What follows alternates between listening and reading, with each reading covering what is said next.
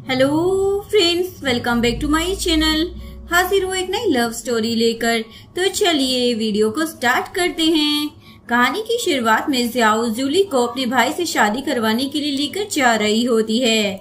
Xiao तो उसे सुना रही होती है, तुम गांव से आई हो, तुम्हें क्या लगता है तुम हमारे अमीर खानदान में एडजस्ट कर पाओगी? तुम्हें मालूम भी है हम कितने ज्यादा हाई क्लास लोग हैं। लेकिन जूली उसे कोई जवाब नहीं देती, वो चुपचाप उसकी बातें सुन रही होती है। लेकिन ज़ियाओ को लगता है जूली कोई जवाब इसलिए नहीं दे रही क्योंकि पैसा मामलों का है और डर की मारी कुछ नहीं बोल रही। इसके बाद ये लोग घर के सामने पहुंच जाते हैं। ज़ियाओ से बोल रही होती है, अंदर ना संभल कर जाना, कहीं ऐसा ना हो कि 2 मिनट में रिजेक्ट होकर आ जाओ। और जाकर सबसे पहले पैसों की बात मत करना, कुछ क्लास दिखाने की कोशिश करना। नेक्स्ट सीन में ज़ियांग को दिखाया जाता है जो डिसेबल होता है। इधर जूली घर के अंदर आकर सबसे पहले ज़ियांग के मॉम डैड से मिलती है और उन्हें ग्रीट करती है। तभी वहाँ पर ज़ियाओ अपने दूसरे भाई हान के साथ आ जाती है। ये लोग तो जूली की बेइज्जती करने लग जाते हैं। हमारे लिए कितनी शर्म की बात है ना, गांव की लड़की हमारे हैंडसम भाई से शादी करेगी। अगर वो फिजिकली डिसेबल ना होता ना तो उसकी शादी बहुत ही ज्यादा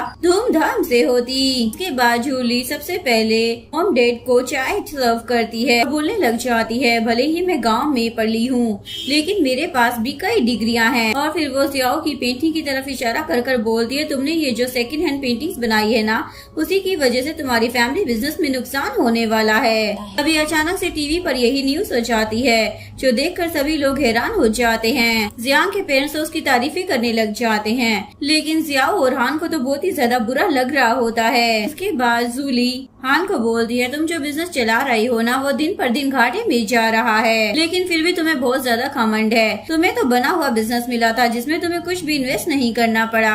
उसकी बातें सुनकर सबकी बोलती बंद हो जाती है। अगले सीन में जूली सीधे अपने पति के रूम में आ जाती है। एक्चुअली में उसे एक टास्क मिला था कि उसे आज ज़ियांग के पैरों की मसाज करनी है। इसके लिए खास तरीके का तेल ज़ियांग की मोम ने उसे दिया होता है। जूली देखती है ज़ियांग सो रहा है और सोचने लग जाती है यही मौका है, अगर ये जग रहा होता तो मुझे टच भी नहीं करने देता। जैसे ही वो उसके पैरों को छूने जाती है ज़ियांग अचानक से उठ जाता है और बोलता है, तुम मेरे रूम में क्या कर रही हो? जूली बोलते है, न्यूली मैरिड कपल क्या करते हैं, मैं वही करने के लिए आई हूँ। वो बोलता है, तुम ना अपनी बोलती बंद रखो। वो बोलती है, मेरी भी कोई इच्छा नहीं है कि मैं तुम्हारे पैरों की मालिश करूँ। दरअसल ये टास्क मुझे तुम्हारी मॉम ने दिया है, उन्होंने ही मुझे कहा था कि तुम किसी और से मसाज नहीं करवाते और मैं तुम्हारी वाइफ हूँ इसलिए मैं तुम्हें टच कर सकती हूँ। ज़ियांग उसे मालिश करने से मना कर देता है। जूली बोलती है, प्लीज मुझे ये काम करने दो वरना तुम्हारी माँ मुझे वापस गाँव भेज देगी। ज़ियांग बोलता है, बहुत ही अच्छी एक्टिंग कर लेती हो, लेकिन अब बकवास बंद करो और इस रूम से बाहर जाओ। जूली उसे खींच कर बोलती है, बस मैं तुम्हारे पैरों पर तेल लगाकर चली जाऊंगी। ये बोलकर वो अपने हाथों में तेल ले लेती है। फ्लैशबैक में हमें इन दोनों की पहली मुलाकात दिखाई जाती है। जूली सीधा ज़ियांग के पास आती है। ज़ियांग अपने रूम में अकेला होता है। जूली को देखकर पूछने लग जाता है, तुम कौन हो? जूली बोलती है, तुम्हारी वाइफ हूँ, लेकिन वो उसे वहाँ से जाने को बोल देता है। लेकिन जूली वहाँ से नहीं जाती और उसे मैरिज सर्टिफिकेट दिखाती है। इसके बाद वो अपने रूम से बाहर चला जाता है। इसके बाद जूली जब नहाकर अपने रूम में आती है तो सोचने लग जाती है, शायद इस लड़की ने मुझे इसलिए सिलेक्ट किया है क्योंकि मेरे पास अच्छा फिगर है और मैं दिखने में भी सुंदर हूँ। यहाँ पर मैं थोड़ी पतली ज्यादा हूँ पर कोई बात नहीं, इस रिच फैमिली में रहकर मैं मोटी भी हो जाऊंगी। तभी वो देखती है कि बाहर ज़ियांग की मॉम बैठी हुई है। मॉम उसे एक तेल दे देती है, ये ज़ियांग के पैरों के लिए बहुत ही ज्यादा जरूरी है। हमें तो वो अपने आप को हाथ भी नहीं लगाने देता, लेकिन तुम उसकी पत्नी हो तो तुम ये काम कर सकती हो। नेक्स्ट मॉर्निंग जूली ज़ियांग की मॉम के साथ बैठकर नाश्ता कर रही होती है। सासू माँ बोलने लग जाती है, कुछ दिनों बाद तुम्हारे ससुर जी का बर्थडे है, मैं चाहती हूँ तुम अपने लिए कुछ अच्छे कपड़े खरीद लो। ये बोलकर वो उसे अपना ब्लैक कार्ड दे देती है। जूली ने कभी इतने सारे पैसे नहीं देखे थे, ये देखकर तो वो बहुत ही ज्यादा खुश हो जाती है। सासू माँ बोलने लग जाती है, तुम अपनी नंद के साथ मार्केट में चली जाना। ज़ियांग भी ये सारी बातें सुन रहा होता है, जिसके बाद वो सीधे अपने बेस्ट फ्रेंड को कॉल करता है। फ्रेंड बोलने लग जाता है, क्या हो गया, शादी के बाद तुमने मुझे कैसे याद कर लिया? ज़ियांग बोलता है, मुझे तुम्हारी मदद चाहिए इसलिए तुम्हें मेरे पास आना ही पड़ेगा।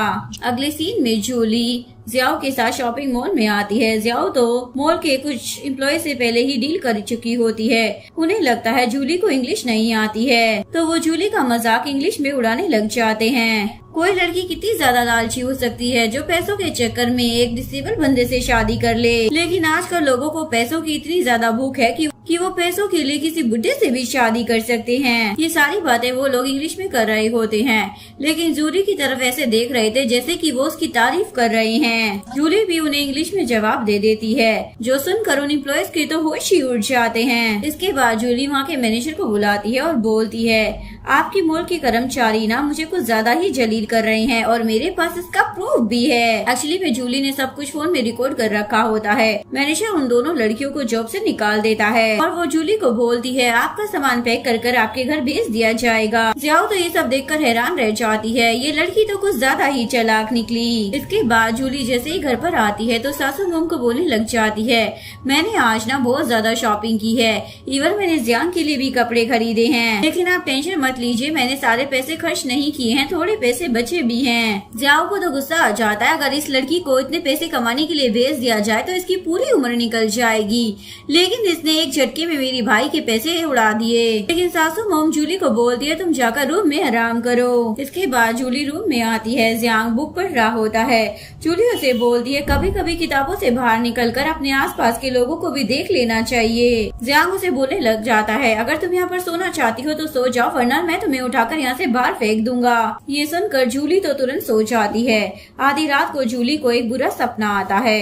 जियांग उसको ऐसे देखकर उसे संभालने की कोशिश करता है। नेक्स्ट मॉर्निंग जैसे ही जूली की आँख खुलती है तो वो देखती है जियांग जागा हुआ है। जूली बोलती, क्या हुआ, तुम्हारी ट्यूबलाइट इतनी ज्यादा डाउन क्यों लग रही है? जियांग बोलते, कल रात ना मुझे अच्छी नींद नहीं आई।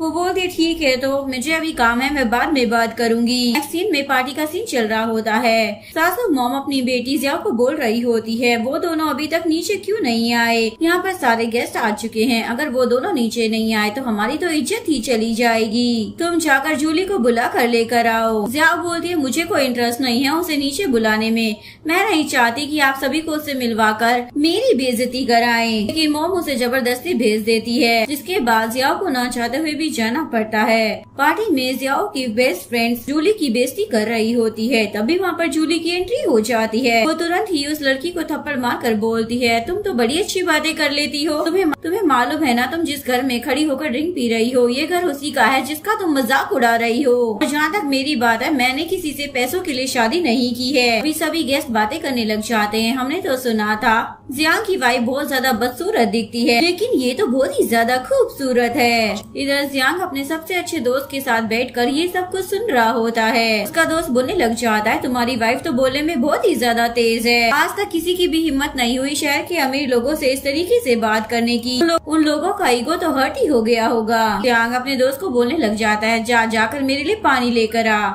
इधर जूली अपनी सासू मोम के पास आकर बोलने लग जाती है, मुझे माफ कर देना, मैं पार्टी में कोई तमाशा नहीं करना चाहती थी, लेकिन वो मेरे पति की बेइज्जती कर रही थी, इसलिए मैं इसे बर्दाश्त नहीं कर सकती थी। सासू मोम बोलने लग जाती है, तुमने बिल्कुल सही किया, अगर मैं होती ना तो मैं भी ऐसा ही करती। जैसे जियांग कहाँ पर है, फ्लैशबैक में दिखाया जाता है। जूली जियांग के पास आकर बोल रही होती है, मैं चाहती हूँ तुम मेरे साथ नीचे पार्टी में आओ, मैंने तुम्हारे लिए बहुत अच्छे कपड़े भी लिए हैं, क्या तुम उन्हें पहनकर नीचे नहीं आओगे?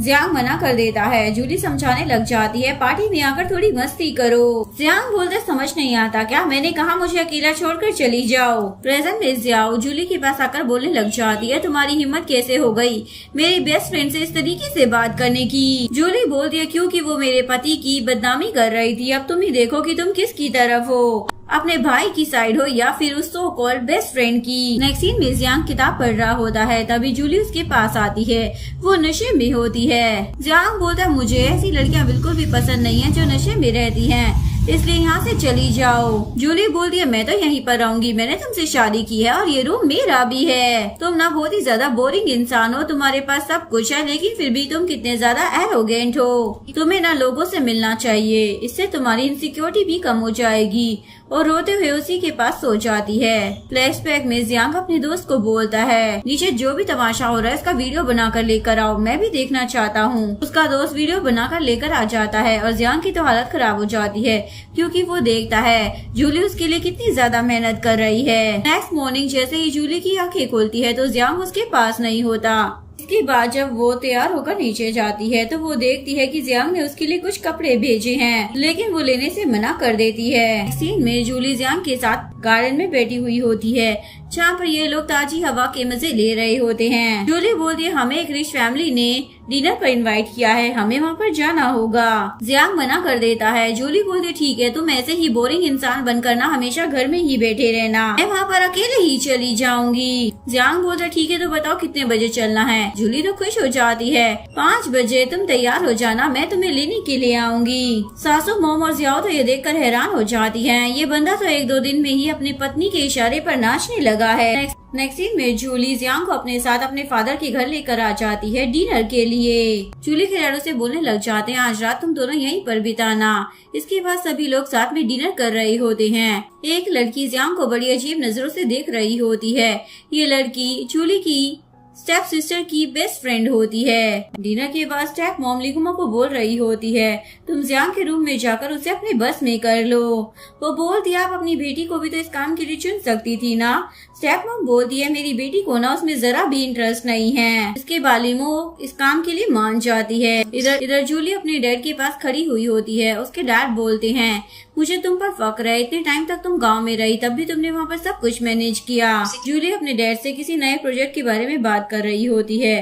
तभी उसे जियांग के रूम से आवाज सुनाई देती है, जिसके बाद सभी लोग भागते हुए रूम में आ जाते हैं। यहाँ पर रूम में लिमो स्टेप मॉम को बोल रही होती है मैं जियांग को दूध देने के लिए आई थी, लेकिन उसने मेरे हाथ से गिलास लेकर फेंक दिया और उसके बाद ये मेरे साथ बदतमीजी करने लगा। जूली की स्टेप सिस्टर इन सब चीजों की वीडियो बना रही होती है ताकि वो सभी को ये वीडियो दिखाकर जूली और जियांग की इमेज डाउन कर सके। जियांग तो चुपचाप बैठा हुआ होता है क्योंकि उन्हें इन सब चीजों से फर्क ही नहीं पड़ रहा था। जूली को भी अपने पति पर पूरा यकीन था कि वो ये सब नहीं कर सकता, लेकिन लीमो तो तमाशा करने लग जाती है मैं अपनी जान दे दूंगी, मेरी बेइज्जती हो गई है, अब मैं जिंदा कैसे रह सकती हूँ, और दीवार पर सर देकर मारने लग जाती है। जूली ने उस रूम में एक कैमरा लगा रखा होता है। सबके जाने के बाद वो उस कैमरा को निकाल लेती है। इसके बाद हमें बाहर का सीन दिखाया जाता है जहाँ पर जूली के पेरेंट्स के साथ जियांग के पेरेंट्स भी होते हैं और वहाँ पर लीमो के पेरेंट्स भी आ जाते हैं जो बहुत ज्यादा तमाशा कर रहे होते हैं। हम उस लड़के को नहीं छोड़ेंगे जिसने हमारी लड़की के साथ बदतमीजी करने की कोशिश की है। जूली उन लोगों के पास आती है और बोलती है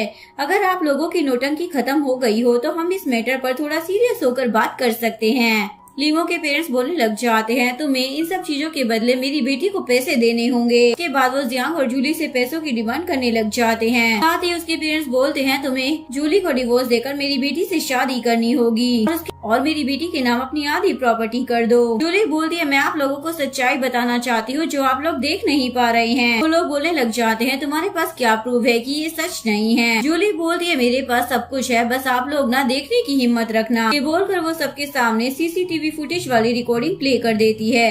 सभी लोग हैरान हो जाते हैं, इस लड़की ने खुद ही ये सब किया होता है। इसके बाद लीमो के पेरेंट्स उसे ही पीटने लग जाते हैं और माफी मांगने लग जाते हैं। जूली अपने डैड को बोलने लग जाती है आपने मेरे हस्बैंड की इमेज डाउन करने की पूरी कोशिश की। जूली के डैड जियांग के डैड से माफी मांगने लग जाते हैं।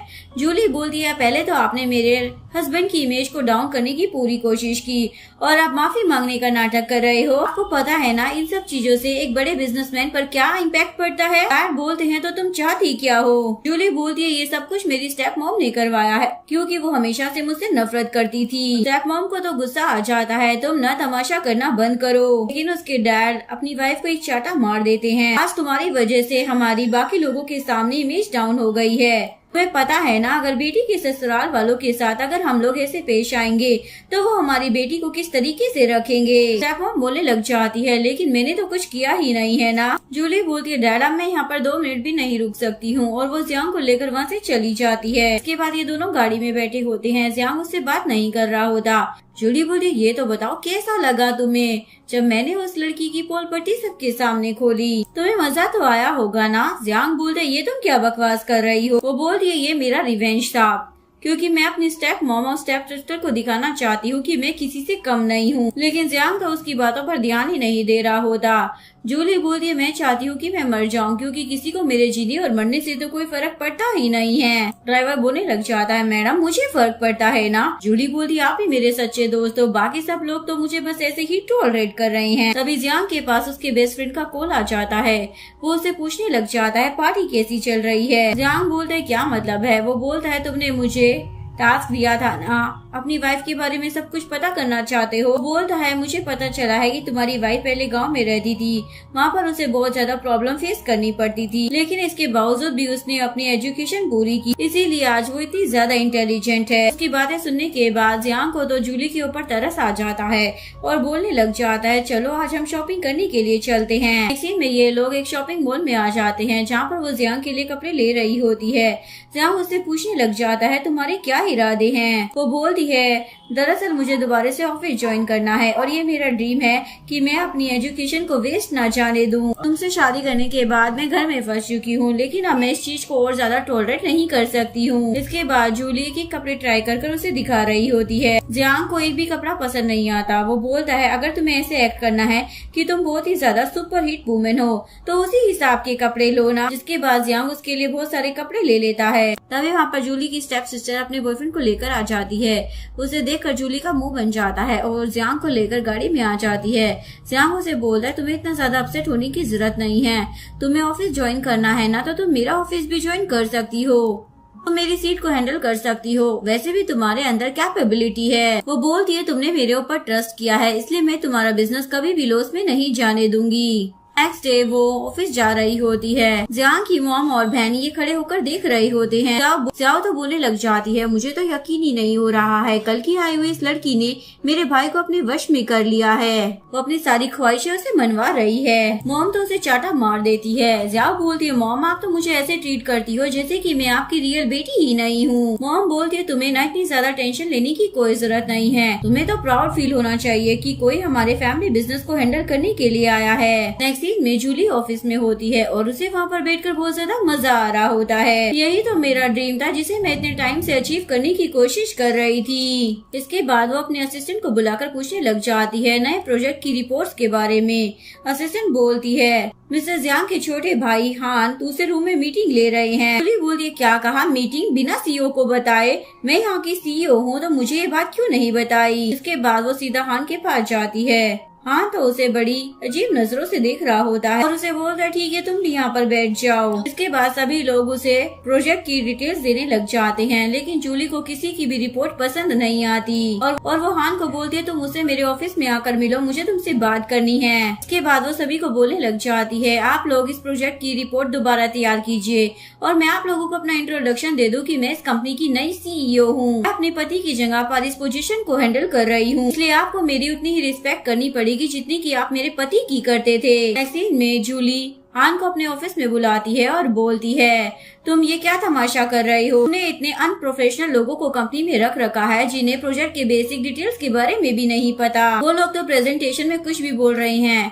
जिसका प्रोजेक्ट से कोई लेना देना ही नहीं है। अगर हमारी कंपनी को कोई भी लॉस होता है ना उसकी रिस्पॉन्सिबिलिटी तुम्हें लेनी होगी। मैं सारे लॉस के पैसे तुम्हारी कंपनी के शेयर्स में से काट दूंगी, नहीं तो सीरियसली काम करना सीख जाओ वरना इस कंपनी की पोजीशन को छोड़ दो। हान को तो गुस्सा आ जाता है, ये कल की आई हुई लड़की कुछ ज्यादा ही दिमाग चला रही है। इसके बाद जूली लेट नाइट तक काम कर रही होती है। तभी उसके पास जियांग का कॉल आता है। वो उसे पूछता है तुम कहाँ पर हो। वो बोलती है मैं कंपनी में काम कर रही हूँ। जियांग बोलते है मैं तुम्हें पिक करने के लिए आया हूँ। जूली भागती हुई नीचे आती है और उसे बोलने लग जाती है मुझे लगता है तुम मुझे पसंद करते हो, अभी तो तुम मुझे पिक करने के लिए आए हो। जियांग बोलता है ऐसी कोई बात नहीं है, मैं यहाँ से गुजर रहा था तो मैंने सोचा मैं तुम्हें पिक कर लेता हूँ। जूली बोलती कोई बात नहीं, मैं हुई इतनी ज्यादा सुंदर कि किसी का भी दिल मुझ पर आ जाए। गाड़ी में जियांग का बेस्ट फ्रेंड भी बैठा होता है। वो बोलता है भाभी आप बहुत अच्छी बातें कर लेते हो। जियांग उसे बोलने लग जाता है मुझे लगता है तुम्हें हमें प्राइवेसी देनी चाहिए। जिसके बाद वो गाड़ी से उतर जाता है। जियांग जूली से पूछने लग जाता है क्या तुम्हें प्यार पर भरोसा है। वो बोलती है हाँ जब तक तुम मेरे साथ हो तो मैं थोड़ा बहुत भरोसा तो कर सकती हूँ। नेक्स्ट सीन में ये लोग एक बीडिंग कंपटीशन में जाते हैं जहाँ पर हान जूली को बोल रहा होता है तुमने इस प्रोजेक्ट को बनाने में कितना ज्यादा टाइम लगा दिया, लेकिन उसके बावजूद भी तुम इस प्रोजेक्ट को अच्छा नहीं बना पाई। तुम्हें मालूम है यहाँ पर कितने बड़े बड़े बिजनेसमैन बैठे हैं। अभी अनाउंसमेंट हो जाती है कि ये प्रोजेक्ट जूली की कंपनी जीत गई है। हान को तो यकीन ही नहीं हो रहा होता जूली ने इतने सारे बड़े बिजनेसमैन को हरा दिया। इधर जियांग डॉक्टर के पास अपने पैरों की थेरेपी करा रहा होता है। तभी उसके पास जूली का कॉल आ जाता है। जूली उसे बताती है हमें ये प्रोजेक्ट मिल गया है। वो तो बहुत ही ज्यादा खुश हो जाता है। नेक्स्ट सीन में ये सभी लोग फैमिली के साथ डिनर कर रहे होते हैं। डैड जियांग से पूछते हैं तुम्हारी पैरों की थेरेपी कैसी चल रही है। वो बोलता है डॉक्टर ने बोला है बहुत ज्यादा इम्प्रूवमेंट की जरूरत है। जूली बोलती है मुझे तो पता ही नहीं था कि तुम लेग्स की थेरेपी भी ले रहे हो, और बोलने लग जाती है मुझे तुम पर पूरा यकीन है, तुम जल्द ही ठीक हो जाओगे। इसी में जियांग किताब पढ़ रहा होता है। जूली उसे परेशान करने के लिए आ जाती है तो जियांग शर्माकर वहीं पर सो जाता है। नेक्स्ट डे जूली अपनी कंपनी में आती है। उसकी असिस्टेंट उसे एक प्रोजेक्ट की डिटेल देती है जो कि गोल्फ से रिलेटेड होता है। हान उसे वो प्रोजेक्ट एक्सेप्ट करने के लिए बोलता है और बोलता है मुझे माफ करना कि मैंने तुम्हें गलत समझा, लेकिन अब मैं समझ चुका हूँ कि तुम बहुत ही ज्यादा टैलेंटेड हो। वो बोलती है वो तो है। नेक्स्ट सीन में जूली हान के साथ एक प्रोजेक्ट मीटिंग में आई होती है। फ्लैशबैक में दिखाया जाता है जूली ने जियांग को बोला था तुम भी वहाँ पर जरूर आना, इस बहाने तुम घर से बाहर तो निकलोगे, तुम्हें अच्छा लगेगा। जैसे जूली वहाँ पर पहुँचती है तो देखती है जियांग वहाँ पर नहीं आया है। हान बोलते है मैंने तुम्हें पहले ही कहा था मेरा भाई कभी घर से बाहर नहीं निकलेगा, तुम पागल थी जो तुमने उसे उम्मीद लगा रखी है। तभी उसे वहाँ पर अपनी बेस्ट फ्रेंड मिल जाती है जो जूली के एक्स बॉयफ्रेंड के साथ वहाँ पर होती है। वो तो जूली की बेइज्जती करने लग जाती है। अभी वहाँ पर स्टेप सिस्टर भी आ जाती है। वो बोलती है ये गांव की आई हुई लड़की है ना, इसे कुछ पता ही नहीं है। जूली गलती से अपने एक्स बॉयफ्रेंड की गर्लफ्रेंड खींच देती है। एक्स बॉयफ्रेंड उसे अपने जैकेट से कवर कर देता है और बोलता है ये क्या कर दिया तुमने। जूली बोलती है मुझे माफ करना, मैं गांव की आई हुई लड़की हूँ ना, तो मुझे पता नहीं था। स्टेप सिस्टर तो उस लड़के से माफी मांगने लग जाती है, मेरी बहन को अकल नहीं है, इसे माफ कर दो। जूली बोलती है मेरी बहन ना एकदम सही बोल रही है, मुझे ना कुछ भी नहीं पता है। इधर हान तो ये सब कुछ देखकर हंस रहा होता है। इधर जूली की बेस्ट फ्रेंड अपने एक्स बॉयफ्रेंड के साथ होती है। वो बोल रही होती है मैं ना उसे मार दूंगी, उसकी हिम्मत कैसे हो गई मेरे साथ इतनी ज्यादा बदतमीजी से पेश आने की। आखिर वो एक छोटे से बिजनेस की मालकिन ही तो है, वो हमसे खुद को कंपेयर कैसे कर सकती है। वैन बोलने लग जाता है तुम्हें टेंशन लेने की जरूरत नहीं है, धीरे धीरे हम उसका बिजनेस अपने नाम कर लेंगे। उसकी हरकतों से लग रहा है कि वो तो बिना दिमाग के पैदा हुई है। बोलती है ठीक है तो तुम मेरी बेइज्जती का बदला जरूर लेना। इसके बाद वो वहाँ से चला जाता है। फिर वहाँ पर जूली की बहन आ जाती है और वो रेन को बोलने लग जाती है मुझे माफ करना, मेरी बहन बहुत ही ज्यादा बदतमीज है, मैं उसकी तरफ से आपसे माफी मांगती हूँ कि आपको इतने सारे लोगों के बीच में मेरी बहन की वजह से शर्मिंदगी का सामना करना पड़ा। रैन बोलती तुमने आज मेरी बहुत मदद की है, आज से तुम मेरी बेस्ट फ्रेंड हुई। जाओ को तो यकीन ही नहीं हो रहा था कि वो इतने बड़े बिजनेसमैन की गर्लफ्रेंड की इतनी अच्छी दोस्त बन गई है। इधर हान जूली से पूछ रहा होता है तुमने उस लड़की के साथ ऐसा क्यों किया।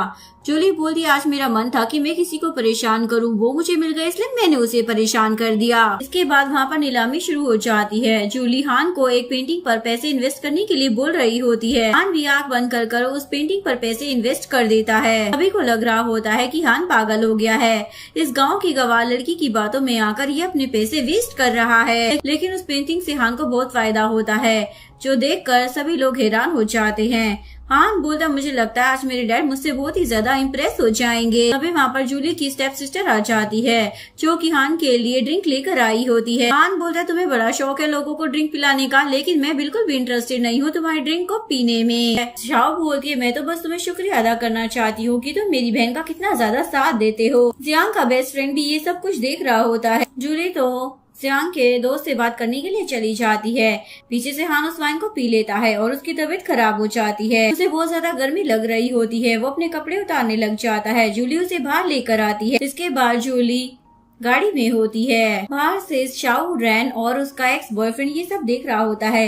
एक्चुअली में ये इनका प्लान था कि भाभी और देवर का अफेयर की खबरें सबको पहुंचा देंगे, जिससे जियांग उससे रिश्ता तोड़ लेगा। इसलिए वो लोग गाड़ी का दरवाजा खोलते हैं, लेकिन अंदर हाँ नहीं बल्कि जियांग होता है। जूली और जियांग एक दूसरे को किस कर रहे होते हैं। एक्चुअली में ये जूली की ही प्लानिंग होती है। वो जियांग के दोस्त को जाकर बता देती है कि मेरी स्टेप सिस्टर ने हान की वाइन में कुछ मिला दिया है, माहौल गर्म होने से पहले हमें सारी चीजें हैंडल करनी होगी।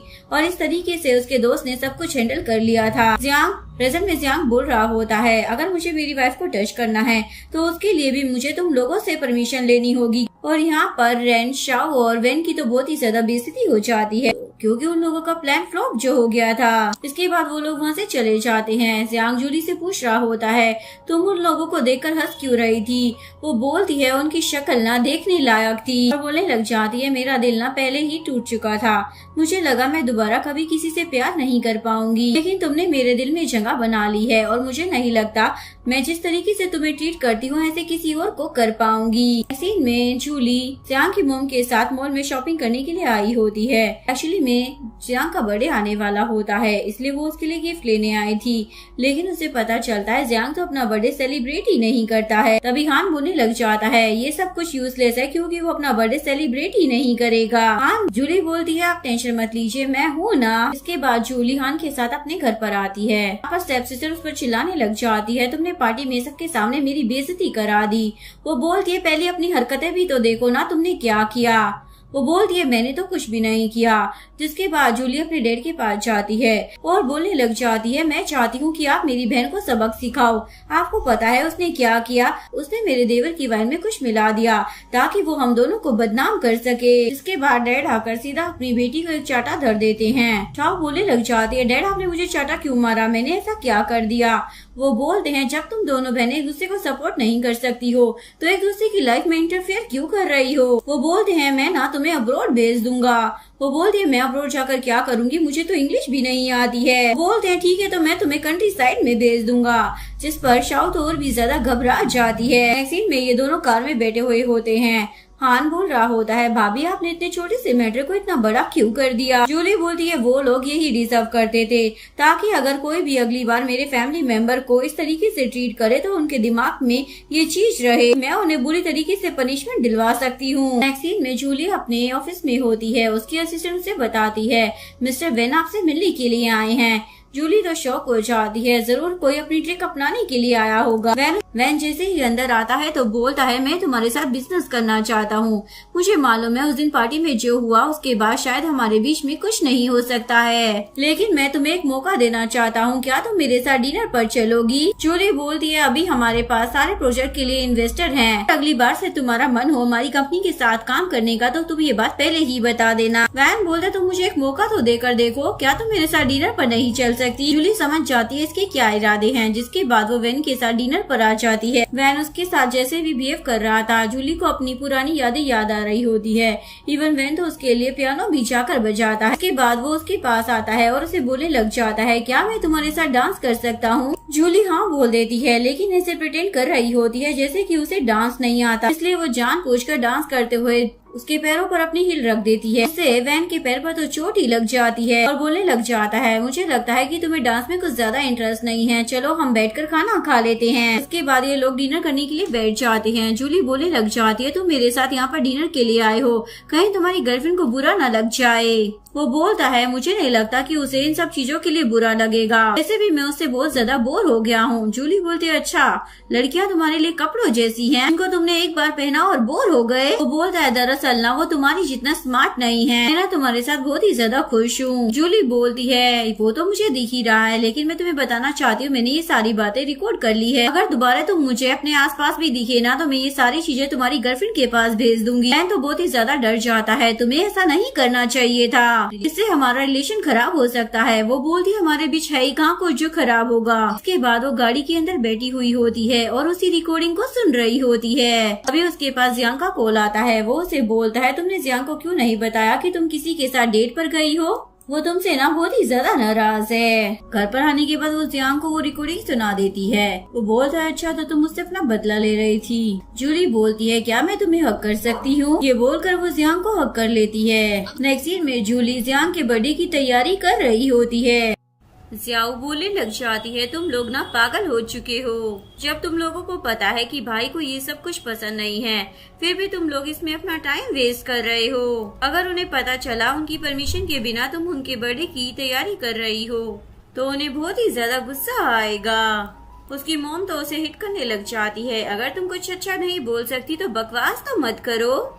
वो बोलती है मॉम आप ऐसा क्यों कर रही हैं, आपको पता है ना भाई को ये सब कुछ पसंद नहीं है। मॉम बोलती है मुझे भी टेंशन है, अगर जियांग को ये सब कुछ पसंद नहीं आया तो बेचारी जूली की तो सारी मेहनत बर्बाद हो जाएगी। जियाओ हान से पूछने लग जाती है तुम्हें क्या लगता है कि भाई को ये सब कुछ पसंद आएगा।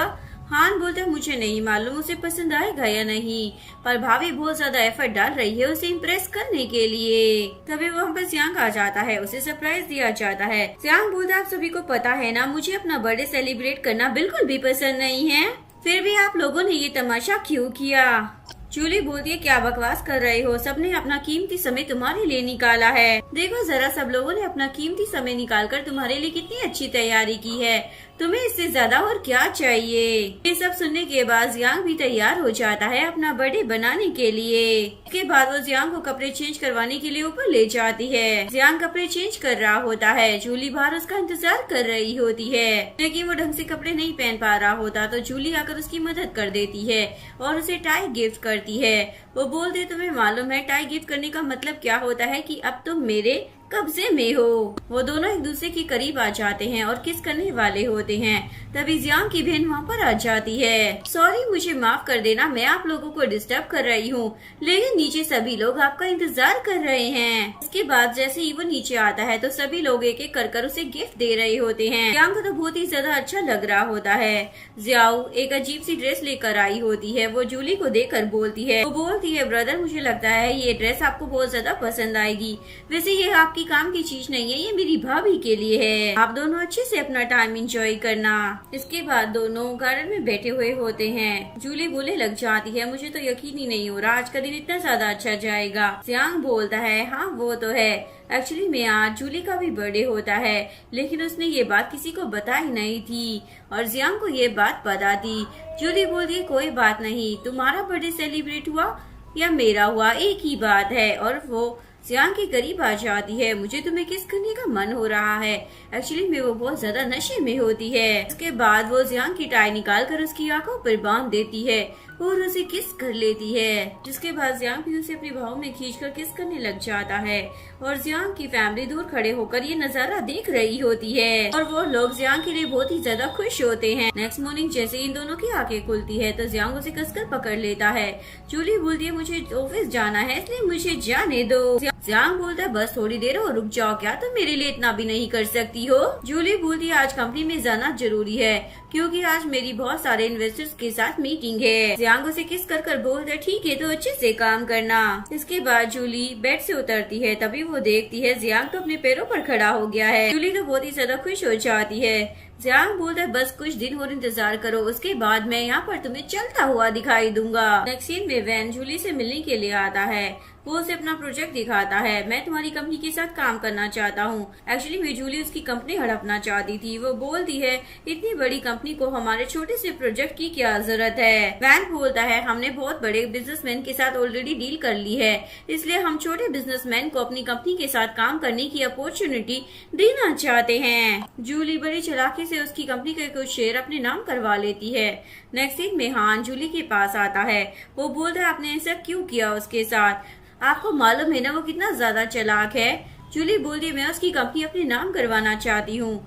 वो बोलता है वो इतना बड़ा ठग है कि वो दूसरों की कंपनी अपने नाम करवा लेता है, वो ना हमारी कंपनी को बर्बाद कर देगा। जूली बोलती है तुम टेंशन मत लो, मुझे पता है कि काम कैसे करना है। नेक्स्ट सीन में जूली जियांग को सब कुछ बता देती है। वैन मेरे पास आया था, वो हमारी कंपनी में इन्वेस्ट करना चाहता है, लेकिन बदले में मैंने उससे कुछ शेयर्स मांग लिए। जियांग उसे ऐसा करने से मना करता है। जूली बोलती है तुम मेरी टेंशन मत लो, मैं पूरी सेफ्टी के साथ काम करूंगी। मुझे अच्छे से याद है उसने लास्ट टाइम मेरे साथ क्या किया था, इस बार मैं उसे अच्छे से बर्बाद होते हुए देखना चाहती हूँ। जियांग को तो बहुत ही ज्यादा जेलसी हो रही होती है। जूली उसे पीछे से हक कर बोलती है मैं सिर्फ तुमसे प्यार करती हूँ। वो बोलता है ठीक है, अगर तुम्हें ये सब करना है तो मैं भी तुम्हें सपोर्ट करूंगा। Next day step mom Julie के ऑफिस में पहुँच जाती है और उस पर चढ़ने लग जाती है। तुम्हारी वजह से मेरी बेटी की लाइफ बर्बाद हो गई, वो कंट्री साइड में है जहाँ पर वो कभी जाना नहीं चाहती थी। जूली बोलती है यहाँ पर तमाशा करना बंद करो, ये मेरा वर्क प्लेस है। स्टेप मॉम बोलती है आज तो मैं तुम्हें यहाँ से मार कर ही जाऊंगी।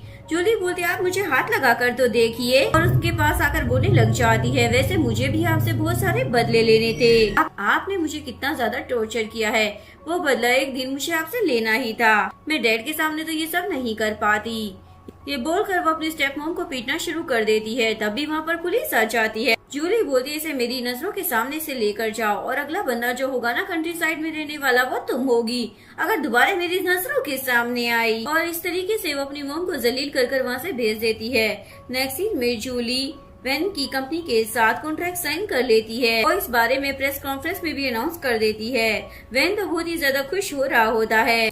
नेक्स्ट सीन में जूली अपने ऑफिस में सो रही होती है, तभी वहाँ पर जियांग आ जाता है और सभी को वहाँ से बाहर भेज देता है। इसके बाद वो जूली को अपनी बाहों में उठा लेता है। जूली उसे बोलती है तुम मुझे नीचे मत गिरा देना। जियांग बोलता है मैंने अपने पैर इसीलिए ठीक करे हैं ताकि मैं ऑफिस में सबके सामने तुम्हें उठाकर ये क्लेम कर सकूं कि तुम सिर्फ मेरी हो। जिसके बाद वो उसे किस करता है और सबके सामने उसे वहाँ से लेकर जाता है। सभी एम्प्लॉयज उन्हीं को देख रहे होते हैं, बॉस तो कितने ज्यादा हैंडसम हैं। इसके बाद ये लोग गाड़ी में होते हैं जहाँ पर इन दोनों का रोमांस चालू हो जाता है। अभी पीछे से जियांग का फ्रेंड बोलने लग जाता है मैं गाड़ी से उतर जाऊं। जियांग बोलने लग जाता है ये बताओ तुम गाड़ी के अंदर कर क्या रहे थे। बोलता है मुझे तुम्हारी वाइफ को कुछ जरूरी फाइल देनी थी और वो गाड़ी से उतर जाता है। नेक्स्ट सीन में जूली बोर्ड ऑफ डायरेक्टर्स की मीटिंग अटेंड करती है जहाँ पर वेन भी होता है। जूली उसे बोलने लग जाती है मुझे लगता है आपकी कंपनी को नए सीईओ की जरूरत है क्योंकि आपकी सोचना काफी ज्यादा पुरानी हो चुकी है।